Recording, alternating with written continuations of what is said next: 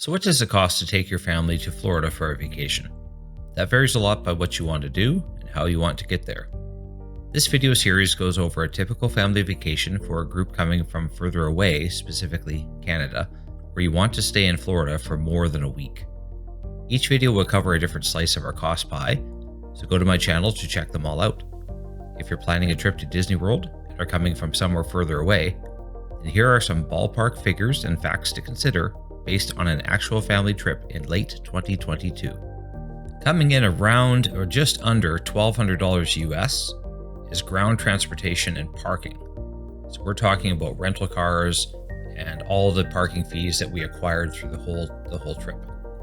Rental cars are kind of a necessary evil. Everything is very spread out in Florida, and there's no coherent public transit system at all that I could see.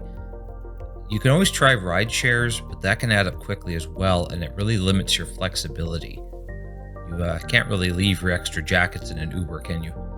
And if you have a family, good luck finding a ride that can always accommodate all of you with your luggage. An Uber trip from the local hotel to Disney, for example, could run between $16 to $28 one way. And so minimum, you're going to have 2 trips a day going to the park and then back to your hotel.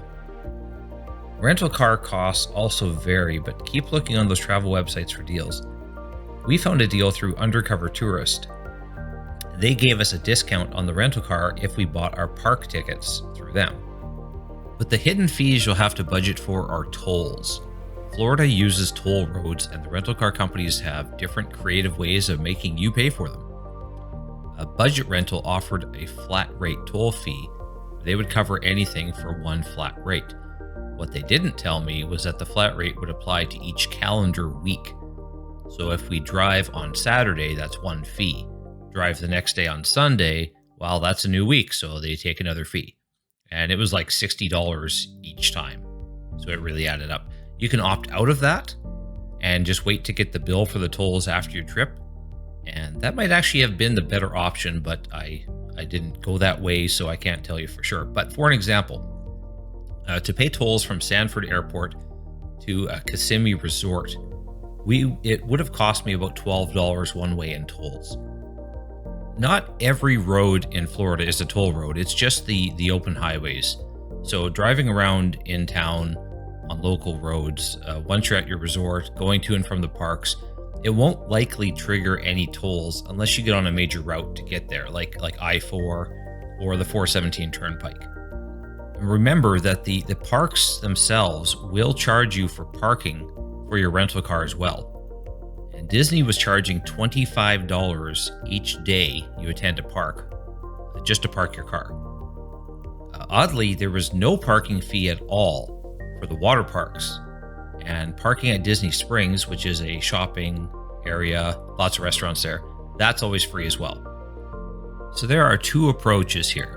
You can get a rental car for your family, or you can use shuttle services and ride shares. Here's one example of how that would shake out if you were going to use an airport shuttle to get to your hotel and then back to the airport at the end of your trip. And then during your trip, use ride shares to get to and from wherever you want to go. Assuming you only use Uber to go to the park and back to your hotel once a day, and the other 7 are Uber trips would be round trips from local stores, local restaurants, and the like, anything else you wanted to go check out on your not going to a park day. You can easily start to approach the cost of the rental car. So keep that in mind that hopping parks or going off property to eat lunch, that would start adding even more cost to this scenario if you were using ride shares. Whereas if you have a rental car, going back to the parking lot, jumping in your car, going off site to a restaurant to have a meal, getting a break, and then coming back to the park really is no extra cost to you except for your time.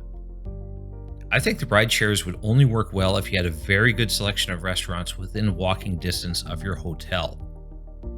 But if you intend to go explore local souvenir shops, picking oranges, or go shopping at an outlet mall, get a rental car.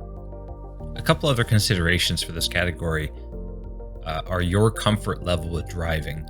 I wouldn't say the local routes in Florida, like once you're in Kissimmee, it's any harder to get around than any kind of city I've ever driven in. It's not that hard to get around. It's just that the traffic levels are a little bit heavier than what I'm used to coming from a quieter type of living location. So depending on how comfortable you are with driving, you may not want to drive, and that might lean you towards using ride shares.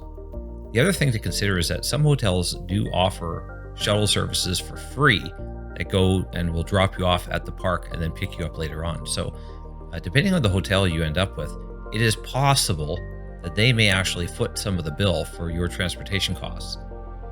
The downside of this is you are on their timetable. So they're going to tell you when the bus leaves and you have to be there to catch the bus. So there's some pros and cons to everything. That's going to do it for the rental car and ground transportation costs. If you like these video series, there are more on my channel. Please hit like and come check out the other ones. Thank you.